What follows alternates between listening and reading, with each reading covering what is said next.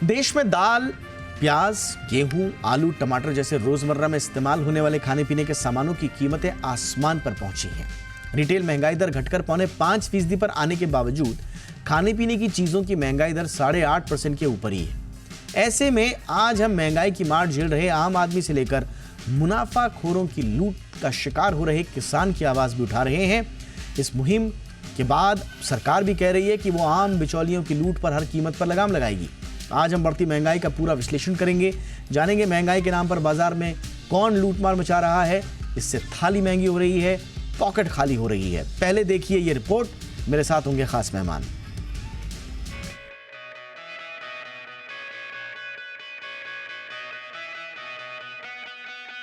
सरकार की तमाम कोशिशों के बावजूद खाद्य वस्तुओं की खुदरा महंगाई दर कंट्रोल में नहीं आ रही है।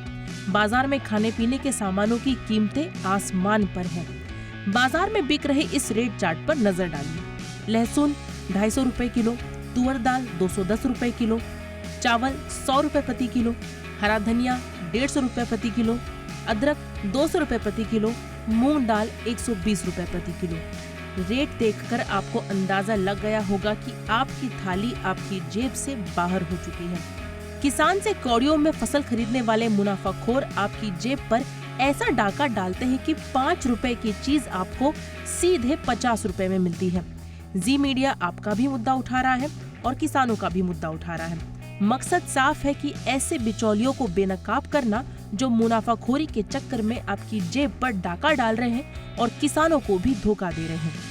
किसान तो 6 महीने मेहनत करता है। 6 महीने के में मेहनत करने के बाद में जितना पैसा उसे मिलता है ना, उतने से 2 से लेके 10 गुने तक, कभी कभी देखा गया 10 गुने तक पैसा केवल 3 घंटे में आड़ती और विक्रेता कमाते हैं। टमाटर में 180 150 तक बिक रहा था, उसे जो है मतलब वो खर्चा प्रॉपर तरीके से नहीं हो पा रहा है क्योंकि लागत ज़्यादा है।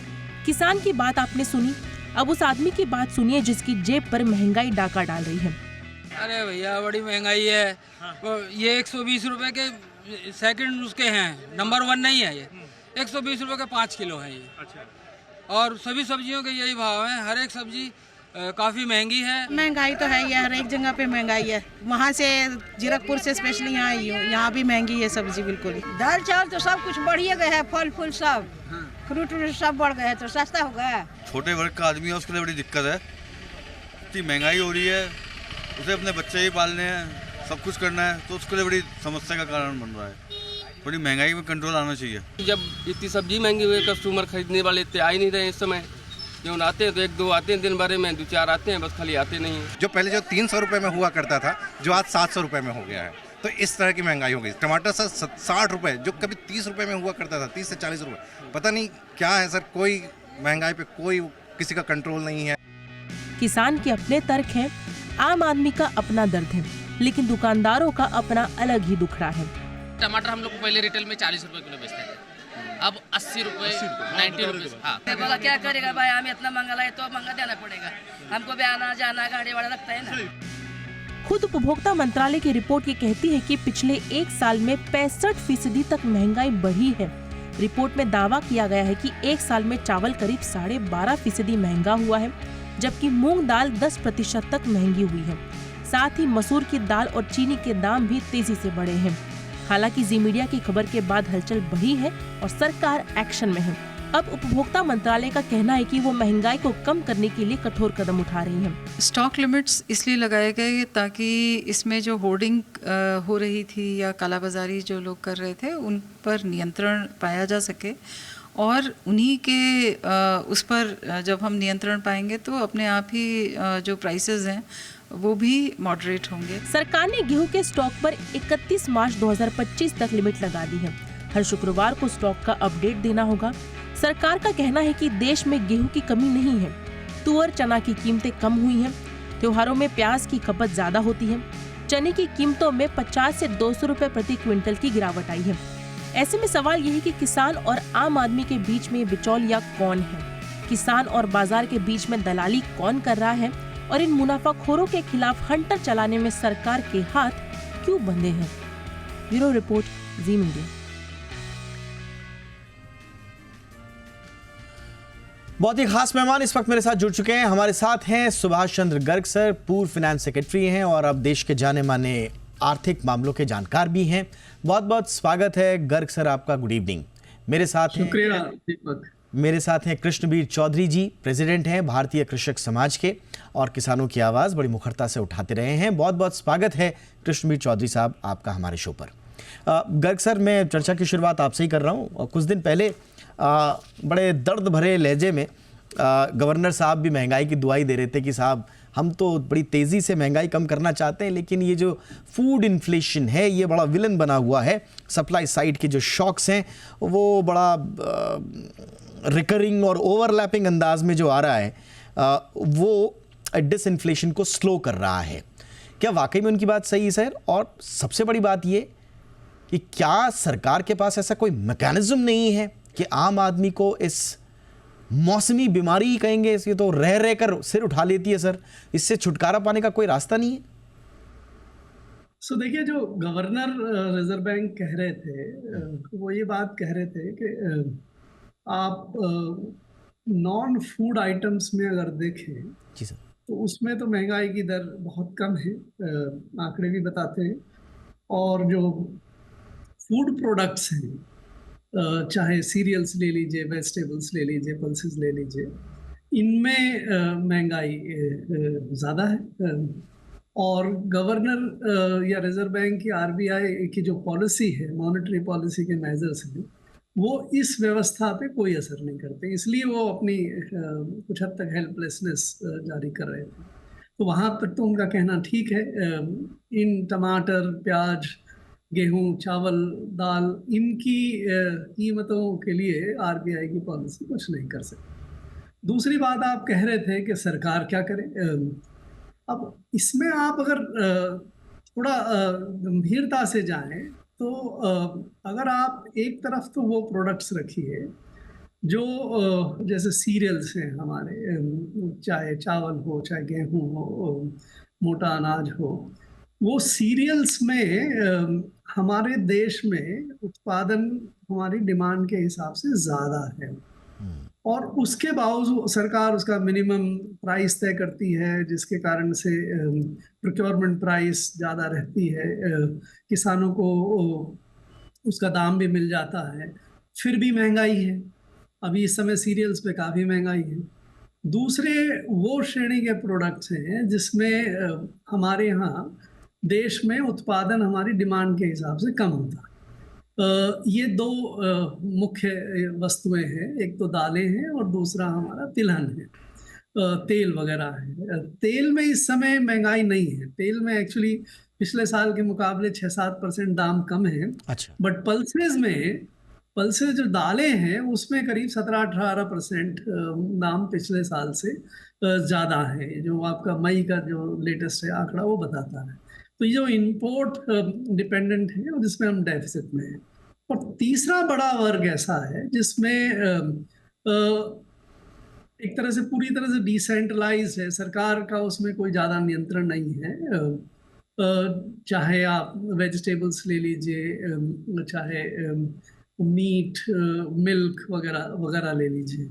वेजिटेबल्स की प्राइसेस इस समय बहुत बढ़ी हुई हैं। वेजिटेबल्स की प्राइसेस में हम सबसे जो बड़ा फैक्टर काम में आता है और इन्फ्लुएंस करता है वो उसकी सप्लाई, डिपेंडिंग अपॉन कि मौसम कैसा है, बारिश ज़्यादा हो गई, कम हो गई, इन सब चीज़ों पे। तो अगर आप इन तीनों तरह के जो प्रोडक्ट्स हैं उनको उनके महंगाई के कारणों में जाएं तो आप ढूंढ पाएंगे कि क्या सरकार को करना चाहिए और क्या सरकार कर सकती है, और या सरकार भी रिजर्व बैंक की तरह से उसमें नहीं कर सकती। एक जो आप शुरू में भी दिखा रहे थे कि किसान का शोषण हो रहा है, जो कंज्यूमर है उसका भी शोषण हो रहा है, उसकी जेब खाली हो जा रही है, और कोई विलन है तो वो कोई मिडिल मैन है, उसको आप ढूंढने की कोशिश कर रहे हैं, ढूंढ नहीं पा रहे हैं। आपने इसमें अपनी पिक्चर में ये भी दिखाया था जरूर कि कुछ जो स्मॉल वेंडर्स हैं, फ्रूट्स वेजिटेबल वेंडर्स, अगर आप उनकी हालत भी देखें जिसमें ज्यादातर लोगों की सप्लाई मिलती है, वो भी आपको कोई धनवान नजर नहीं आते हैं। करेक्ट। तो फिर जो रिटेल वेंडिंग करते हैं, चाहे मंडियों में कर रहे हो या मोहल्लों में और गली में उसमें लाके सामान बेच रहे हो, वो भी गरीब ही हैं, उनमें ज्यादा नहीं। तो फिर कोई और है क्या? कोई थोक व्यापारी है, कोई ये चीज है। तो अगर आप इसकी जब दर बाय दर परत बाय परत एनालिसिस करेंगे तो आपको पता लगेगा कि एक्चुअली इसमें विलन अगर है तो बेसिक डिमांड सप्लाई की सिचुएशन है, सरकार का ओवर रेगुलेशन है, और हम इन चीजों में मार्केट को नहीं पनपने देना चाहते। हम ना फ्यूचर्स अलाउ करते हैं, ना ऑप्शंस अलाउ करते हैं, और सारी की सारी स्थिति जो है वो एक मौज पे एक समय में जो डिमांड सप्लाई की स्थिति बन जाती है, उसके कारण से सारी महंगाई की स्थिति बनती है। ऑल राइट सर, ये आपने बड़ी महत्वपूर्ण बात बोली, और इसमें एक जो आपने नाम लिया सरकार का ओवर रेगुलेशन, इस पर कितना ज़्यादा आए, उस पर आने से पहले मैं कृष्णवीर जी आपके पास आना चाह रहा हूँ। और हमने देखा कि आरबीआई सरकार भले ही थोड़ा सा अपनी पीठ थपथपा लेगी साहब, इन्फ्लेशन जो है दायरे में है, लेकिन आप रूरल इन्फ्लेशन में अगर आप चले जाएंगे वो अभी भी 5% से ऊपर है, और खाने पीने का तो हम जैसा बता रहे हैं कि 9% के आसपास है। आपको विलन कौन नजर आ रहा है? सर ने संकेतों में उस विलन का पर्दाफाश करने की कोशिश की, लेकिन कृष्णवीर जी आप बताएं विलन कौन? देखिए, जब हम सब्जियों की बात करते हैं और दालों की और तेल की बात करते हैं, सब्जी में सबसे पहले आलू एक ऐसी फसल है जो हर घर को ज़रूरत है।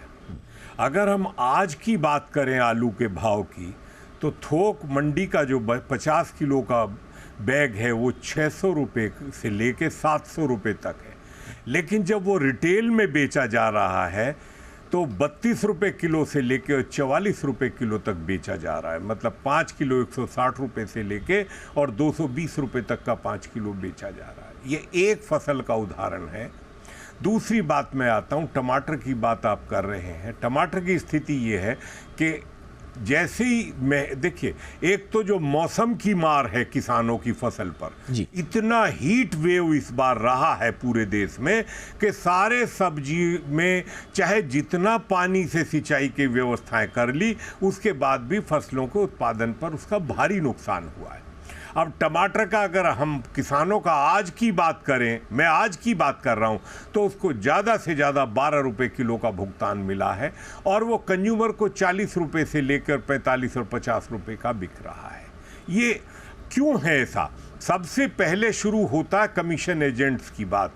गर्ग साहब को पता होगा कि 10% तक का कमीशन एजेंट जो है वो नीलामी करने तक का जो है वसूली करते हैं। उसके अलावा भी वो अनऑफिशियली भी प्रति बैग या हर एक पैकेट पर कुछ पैसे 5 रुपये या 10 रुपये अलग से वसूलते हैं। जैसे पहले कमीशन एजेंट फल, समझ लीजिए बात को, वो फल लेता था, सब्जी लेता था, वो नहीं लेता, पैसा लेता। अब आता है वो फुटकर दुकानदार के पास, और वो आता है फिर कंज्यूमर के पास आके। तो ये तो है सब्जी फलों की स्थिति। मैं एक बात जरूर कहूँगा कि गेहूं के उत्पादन पूरा होने के बाद भी, अभी आपने कहा कि सरकार ने स्टॉक लिमिट लगाई। सरकार क्या करे स्टॉक लिमिट न लगाए? ऐसे हालात खड़े कर दिए अभी कि साहब गेहूं आयात करना पड़ेगा। कितनी शर्मनाक बात हमारे लिए है कि हमारे देश में भरपूर उत्पादन हुआ, उसके बाद भी हम आयात शुल्क खत्म करो, आयात करो। ये क्या खेल है? कौन सी लॉबी खेल है? भारत आटा 27.5 रुपये किलो पर खुला बिक रहा है, नेफेड दे रहा है, बाजार दे रहा है। अगर आप भारत चने की दाल की बात करें तो 60 रुपये किलो पर खुला मुहैया किया जा रहा है। जब हम साबुत मूंग की दाल की बात करें तो 93 रुपये किलो पर भारत पूरी तरीके साबुत मूंग बेच रहा है। जब दाल की बात करें तो 107 रुपये भारत मूंग की दाल है। जब हम भारत अरहर की बात कर रहे हैं तो वो जरूर 186 रुपये किलो जो है मुहैया कर रहा है। तो हमने ये आज की कौन है सर, जब सरकार इतने सस्ते दामों पे कृष्णवीर जी मुहैया करा रही है, आप बता रहे हैं कि खास तौर से पल्सेस में को करा रही है। हाँ, और सर ने भी कहा कि पल्सेस के उत्पादन में कोई दिक्कत नहीं। ये कौन है सर जिस लॉबी की आप बात कर रहे हैं? आज क्यों ना उनका नाम उजागर हो जाए सर, लोगों को पता चले, दूध का दूध पानी का पानी हो। कौन लोग हैं सर ये बिचौलिए हैं, ये इंडस्ट्री का, ये बड़े बड़े उद्योगपति हैं, कौन है ये? मैं उसी पर आ रहा हूं। दिक्कत है। दिक्कत इस बात की है कि जब किसान का माल मंडी में आता है, जब वो अपनी मूंग की दाल, मूंग को, साबुत मूंग को लेके आता है, तो उसे मजबूर करा जाता है 41, 42, 4300 रुपए कुंटल पर। जब वो अपना सरसों लेके बाजार में आता है तो उसको, अभी की बात कर रहा हूं इसी सीजन की, तो उसको 4200, 4300, 4400 रुपए किलो पर मजबूर किया गया बेचने के। चौधरी सर चना लेके आता है तो 40 और 4000 रुपए किलो पर बेचने के मजबूर। अच्छा चौधरी सर, का शोषण किया गया। जी सर, आप बिल्कुल सही कह रहे हैं चौधरी सर। ये बहुत इंपॉर्टेंट बात है चौधरी सर। मैं एक बिल्कुल चौधरी सर, नहीं मैं नहीं सुनूंगा। नहीं सर, सुनिए तो सही सर, प्लीज सर प्लीज सुनिए। ये कहा सर, प्लीज सुनिए ना, मेरी बात सुनिए सर। मैं एक आम आदमी बन के आपसे पूछ रहा हूं, आप बहुत अच्छी बात कर रहे हैं सर, और सैल्यूट है आप जो ये खुलासा कर रहे हैं। मैं एक आम आदमी होने के नाते पूछ रहा हूं सर, आप जो कह रहे हैं कि मजबूर किया जाता है, मैं दीपक डोभाल एक एंकर होने के नाते नहीं, एक आम आदमी के नाते पूछना चाह रहा हूं, वो कौन लोग सर, प्रोसेस समझाइए मुझे कि वो कौन लोग होते हैं जो मजबूर करते हैं, वो कौन लोग होते हैं जो कमीशन लेते हैं, वो कौन लोग होते हैं जो घूस लेते हैं, मुझे समझाइए सर, एक आम आदमी होने के नाते समझाइए। मैं खुल के आपको बता रहा हूं जी, आप उसको समझ लीजिए। देखिए, जो बॉम्बे का अभी फ्यूचर की बात की गर्ग साहब ने, बॉम्बे से भाव खोला जाता है कि आज सरसों का भाव ये होगा, आज चने का भाव ये होगा, आज मूंग की दाल का भाव ये होगा। तो वो तो ताकत हो गई ना पूरे देश के बड़े फ्यूचर वाले खिलाड़ी जो हो गए, और उनको ये नहीं सोचा, उनको पड़ता। मैं इस सवाल को उठा चुका हूं, मैं इस सवाल को पूरी तरह कमेटी के सामने रख चुका हूं। मैं सेबी और जो फ्यूचर की एजेंसीज हैं उनकी बैठक में उसमें कह चुका हूं कि आप ये सब मत करिए, ये देश के हित में नहीं है, किसान के हित में नहीं है, उपभोक्ता के हित में नहीं है। ये बीच का जो गैप का पैसा है, जो एमएसपी और किसान के भुगतान के बीच का गैप है, ये किसकी जेब में जा रहा है? ये उन लोगों की जेब में जा रहा है जो किसानों का शोषण कर रहे हैं। बाजार की बड़ी ताकतें हैं और उनके तमाम एजेंट्स हैं, और वो एजेंट बड़े बड़े हर महानगरों के अंदर हैं, तमाम देश की बड़ी मंडियों के अंदर हैं, और वो उनके लिए काम करते हैं। उनका खेल जो है वो सब उनकी मुट्ठी में है। किसान के हाथ में कुछ नहीं है, कंज्यूमर के हाथ में कुछ नहीं है। सरकार प्रयासरत है, सरकार पूरी तरीके से ईमानदारी के साथ महंगाई को कंट्रोल करने के लिए भारत के जो नाम से उत्पाद निकाले हैं, मैंने अभी आपसे कहा, उद्देश्य सरकार का यह है कि महंगाई कंट्रोल में हो। सरकार ने जो आटा निकाला 27.5 रुपए किलो पर, और सरकार ने जो अभी अंकुश लगाया है स्टॉक पर, क्यों दिक्कत हो रही है लोगों को स्टॉक पर? अगर अंकुश लगाया सरकार ने, क्या क्या रास्ता है? हमारा उत्पादन पूरा है, लोगों के गोदामों में भरा पड़ा है गेहूं जो है, और बाजार में अपने महंगाई पे महंगाई। मुझे खुशी है कि हमारी ये चर्चा बहुत सतही नहीं हो रही है। आज हम परतों को खोल रहे हैं, और दो हमारे विद्वान मेहमान बहुत अच्छे तरीके से समझा रहे हैं आपको कि वो विलन दरअसल कौन है।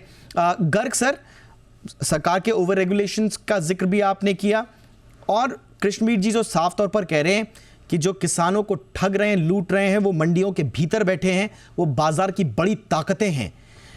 इन तक पहुंचने में रेगुलेशंस होने चाहिए थे सर, लेकिन आप कह रहे हैं कि ये रेगुलेशन इसलिए नहीं है इन प्लेस क्योंकि ओवर रेगुलेशन है सरकार का। बताएं सर, फिर वे फॉरवर्ड क्या है, सरकार को क्या करना चाहिए?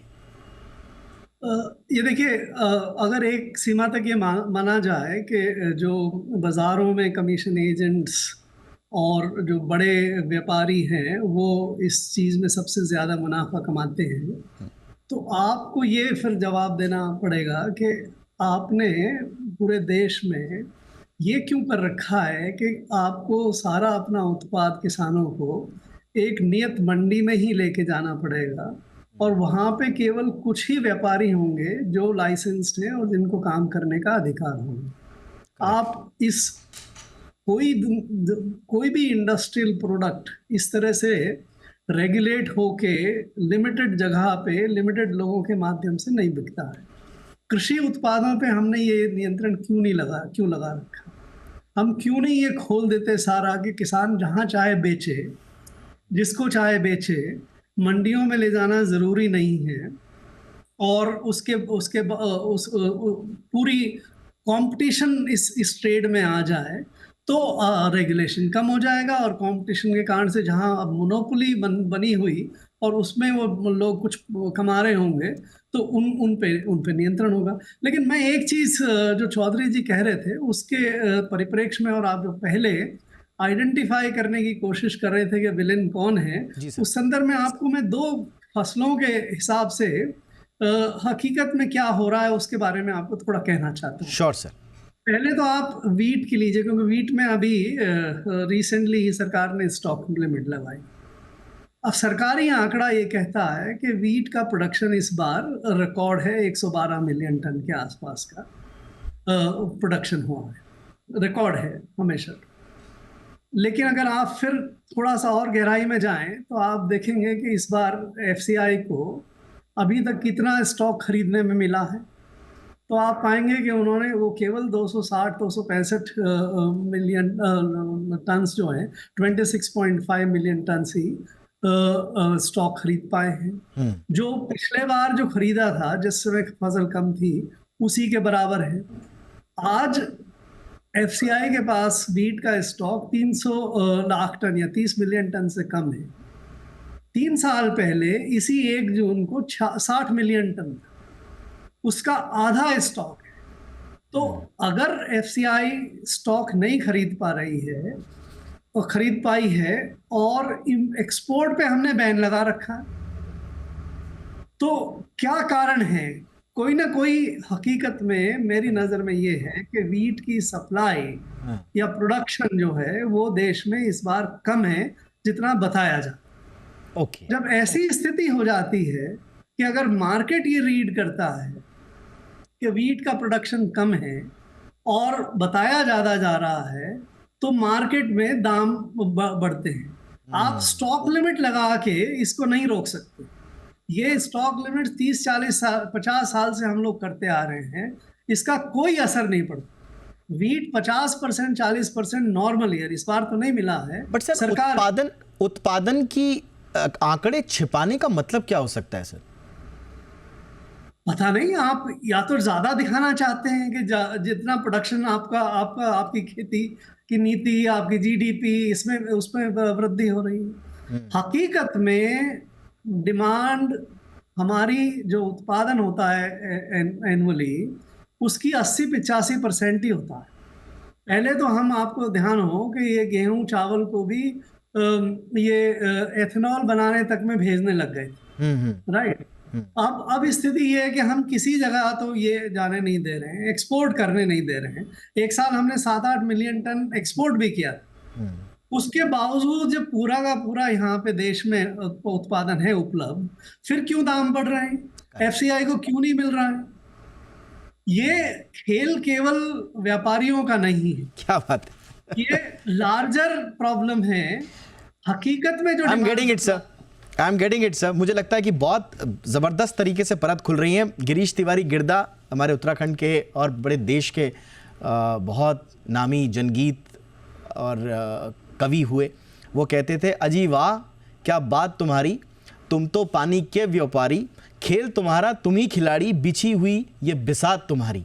मतलब खेल भी तुम्हारा और खिलाड़ी भी तुम ही। वो पानी के व्यापारी को संबोधित कर रहे थे। मैं तो कहता हूँ कि लोगों की थाली के जो व्यापारी हैं, वो लग रहा है कि खेल भी उन्हीं का है, खिलाड़ी भी वही हैं। और अजी वाह क्या बात तुम्हारी, ऐसा लग रहा है। कृष्णबीर जी, ऐसा कोई कोना नहीं मुझे नजर आ रहा है सर आप दोनों से बातचीत करके, जहां मैं इस व्यापारी को, जो गिरदा तिवारी व्यापारी कहते थे, जहां मैं इस व्यापारी को नहीं खोज रहा हूं सर। ये सत्ता में बैठा हुआ है, ये मंडियों में बैठा हुआ है, ये मार्केट में बैठा हुआ है। क्या करें सर, कहां से शुरुआत करें, कहां से सफाई करें, किस पर विश्वास करें? कृष्णबीर जी। किसानों के साथ सबसे बड़ी समस्या ये रही कि इतने लंबे समय में उनको कभी खुला बाजार नहीं मिला और उनको बाजार में खड़ा नहीं किया गया। अब वर्तमान सरकार ने फार्मा प्रोड्यूसर ऑर्गेनाइजेशंस बनाने का प्रयास किया, 10,000 के करीब बना के, इसलिए बाजार में खड़ा करें। दूसरा, कोऑपरेटिव सेक्टर में प्रोक्योरमेंट के लिए, सीड प्रोडक्शन के लिए, एक्सपोर्ट बढ़ाने के लिए वो 3 संस्थाएं नेशनल लेवल पर बनाई। पैक्स को एक्टिवाइज किया है इसलिए कि वो भी न्यूनतम समर्थन मूल्य की खरीद की व्यवस्था में। देखिए, आपने कल तक वो टाइम भी देखा है कि पंजाब और हरियाणा की सड़क पे निकलते थे तो बरसात में खुले में गेहूं सड़ते देखा है, टर्पोलिन से कवर करके, क्योंकि स्टोरेज की क्षमता तक नहीं थी। वर्तमान सरकार ने अभी स्टोरेज क्षमता को दोगुना करने के लिए जो काम शुरुआत कराए और पैक्स के द्वारा स्टोरेज बनवाने का काम शुरू करवाया, साइलोज को बनाने काम किया। पैदा करके तो आप आज तक कर रहे थे, लेकिन रखने को हमारे पास जगह नहीं थी। एक बात मैं कहूँगा, गर्ग साहब, इस बात को समझ लीजिए कि आप 80 करोड़ लोगों को गेहूं और चावल मुफ्त में बांट रहे हैं, और इसलिए अब आप बफर स्टॉक की बात कर रहे हैं कि बफर स्टॉक कम है। वो इसलिए कम हो गया कि मार्केट ने गेहूं को एमएसपी से 50 रुपए ज्यादा दिए, 100 रुपए आखिर में ज्यादा दिए। सर, ये तो फिर वही बात होगी ना कृष्णवीर जी कि 5 किलो तो मैं मुफ्त में दे दूंगा, और बाकी जो छठा और 7वां और 8वां किलो होगा वो आपको 100 रुपए लेकर खरीदना पड़ेगा। तो ये तो कोई बात ही नहीं हुई सर, ये तो कोई लॉजिक ही नहीं आया समझ में मेरे। फ्री मैं ये कह रहा हूं कि ये 80 करोड़ लोगों को फ्री में राशन बांटना देश की जरूरत नहीं थी। ये फूड सिक्योरिटी बिल के नाम पर जो लोग सामर्थ्यवान हैं उनको बहुत सारी चीजें चाहिए, सिंचाई के संसाधन चाहिए, बायो फर्टिलाइजर चाहिए, बायो पेस्टिसाइड चाहिए। मुझे लगता है कि हम उत्पादकता बढ़ाने के लिए मैं माफी चाहूंगा चौधरी साहब, मेरे पास वक्त की कमी है। दरअसल जितना हम तह में उतरने की कोशिश करेंगे उतना हम इसमें परत दर परत और आगे बढ़ते रहेंगे और समय कम हो जाएगा। अनफॉर्चुनेटली मेरे पास समय इतना ही है, लेकिन बहुत अच्छा लगा आप दोनों से बातचीत करके। मेरे बहुत सारे कॉन्सेप्ट क्लियर हुए। एक आम आदमी बन के मैंने आप दोनों से बातचीत करनी चाहिए। क्विकली गर्ग सर कुछ ऐड करना चाहिए। हाँ, 1 मिनट में आप एक किसान की बात कर रहे थे। एक्चुअली हमने किसान को जितना कमजोर देश में बना दिया, उसके पास ताकत आ ही नहीं सकती। कितनी जमीन उसके पास रह सकती है मैक्सिमम, वो ना लीज पे दे सकता है ना लीज पे ले सकता है। ऐसा कमजोर किसान बाजार में खड़ा होके अपनी फसल का पूरा दाम ले ले, या जो डिस्ट्रीब्यूशन चैनल है उसमें जो मार्जिन है उसको कमा ले, वो स्थिति इस देश में है ही नहीं। मुझे लगता है सर आपने बहुत पते की बात कही है कि दरअसल किसान को हमने कमजोर बनाए रखा, क्योंकि दरअसल उस कमज़ोर किसान को, उसकी पथरीली आंखें, उसके फटे हुए हाथ और एड़ियां दरअसल हमारी ट्रॉफी हैं। हमारी ट्रॉफी हैं चुनाव में उतरने की, हमारी ट्रॉफी हैं लोगों के पास जाकर इमोशनल मुद्दों पे खेलने की। तो हम उस ट्रॉफी को हटाना नहीं चाहते वहाँ से। वो किसान को हम कमज़ोर किसान ही बनाए रखना चाहते हैं ताकि हमारी राजनीति चलती रहे। शायद ये सोच है, जिस दिन हम किसान को एड्रेस करेंगे किसान का परिवर्तन होगा ज़रूर, लेकिन सवाल ये इच्छा शक्ति है किसमें।